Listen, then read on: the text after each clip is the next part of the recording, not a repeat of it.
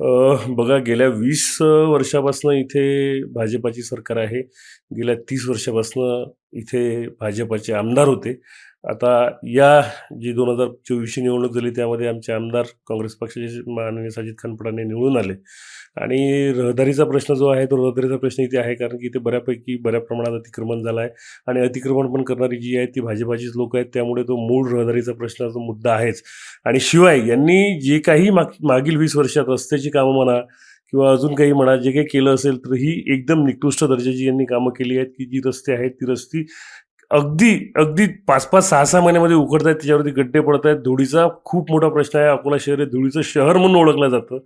तर अशा ह्याच्यामध्ये भाजपा सरकारनी आतापर्यंत कुठलाही हे केलेलं नाही आहे. पण जर आमचं काँग्रेसचं सरकार इथे बसलं तर निश्चितच हा जो भ्रष्टाचार आहे, हा भ्रष्टाचार आम्ही कमी करू आणि इथे अकोल्यातल्या लोकांना चांगल्या सुविधा देऊ. रस्त्याच्या म्हणा, जे अतिक्रमण असेल ते अतिक्रमण काढण्याच्या म्हणा किंवा मग इथे असं पण झालं आहे, की जी भाजपची लोकं होती, म्हणजे जी भाजपची नगरसेवक होती, आता पण निवडून आली, तेच लोकं ठेकेदार होती. त्याच लोकांनी ठेके घेऊन रस्ते बनवले आणि ते रस्ते एकदम निकृष्ट दर्जाचे बनल्यामुळे ते रस्ते पूर्णपणे उखडले गेले.